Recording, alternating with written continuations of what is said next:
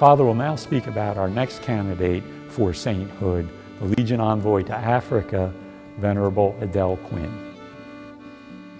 Now again, Edel Quinn, now she lived before Alfie Lambe.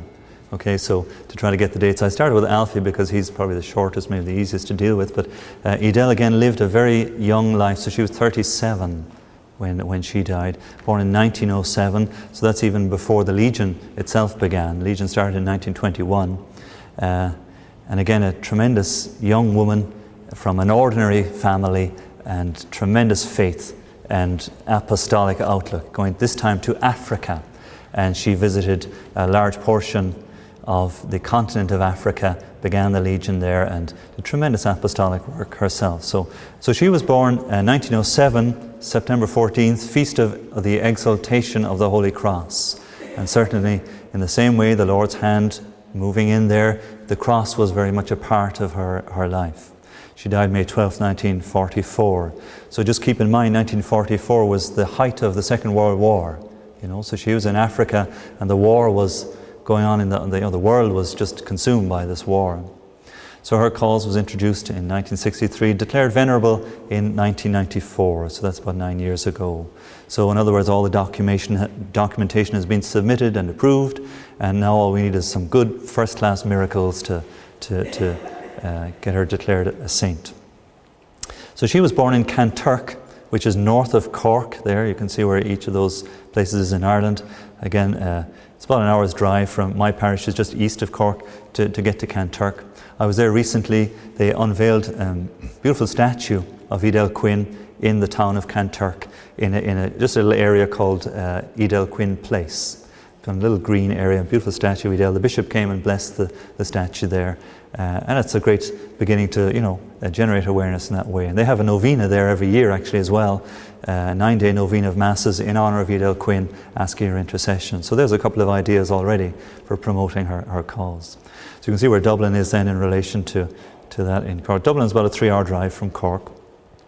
So there's a lovely romantic thatched cottage there where Edel was born, straight out of a Hollywood movie, There aren't too many of those left in Ireland, by the way. See a little bicycle up against the wall there, and there's a goose in the foreground there with a few goslings running after. You can see that.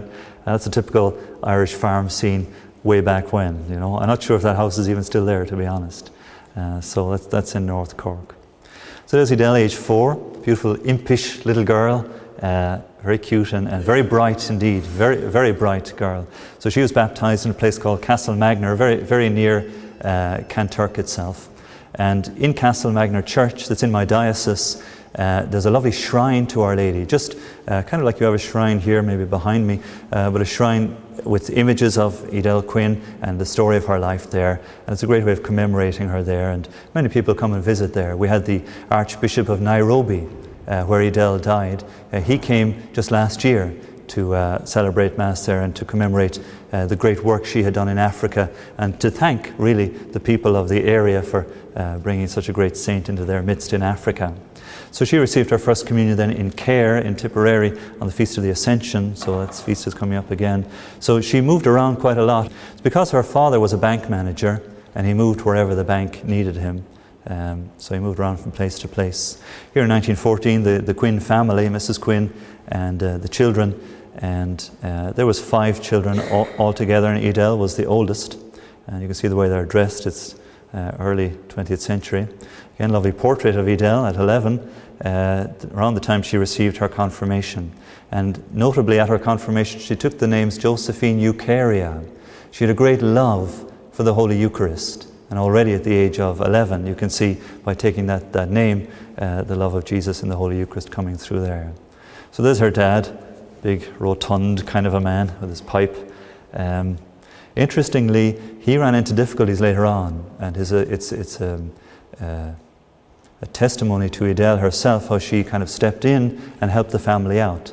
Because as it turned out, one of the biographies tell us that Mr. Quinn had an addiction to gambling and found it difficult. And in the bank, he took a few extra bills here and there to support his gambling addiction, and he was found out and demoted from manager down to a humble clerk, and their income was severely affected by that.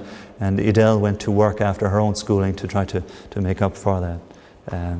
She never really spoke about it. The only time she spoke about it, I think, was to the man who proposed to her, to try to explain the situation to him, that look, I'm supporting my family at this time, really. I'm not ready to get married. Of course, that wasn't the only reason, and we'll see as we go through. So there she is in her pinafore, or whatever. Is it the gym slip we call them in Ireland? But I think there's another that has all the connotations. A jumper, is it that you call them? Okay. There's a lovely picture of Edel. The family were wealthy enough, so they sent her to England at the age of 16 to a finishing school, so kind of like the last year or two of high school, sent her there to really polish up her education and to make a young lady of her. So she went there, and the girls there at that school had great time for Edel. She was great fun. She was always good for a laugh, always up to a prank here or there. And you can see in all the photographs that we go through and the images that we have of her, beautiful smiling face, and especially in her eyes, there's something deeper there about her. So there she is as a young working woman in the 1920s. There again, beautiful smile on Edel with her sister in the Shegney tile works. And that's the foreman with her in that photograph. But her employer, Pierre, of the tileworks, he took a strong fancy to Edel after a year or two of her working there, because she was so dedicated and so committed to her work and so efficient. He could leave the whole business in her hands and she'd look after everything.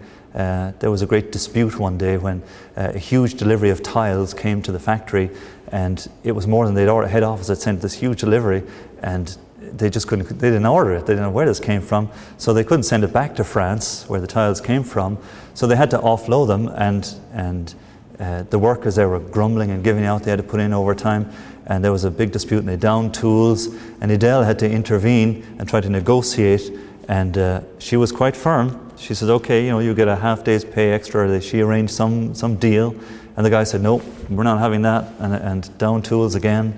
And Edel said, well, no, that's it, like it or lump it. And she was quite strong and good at her job,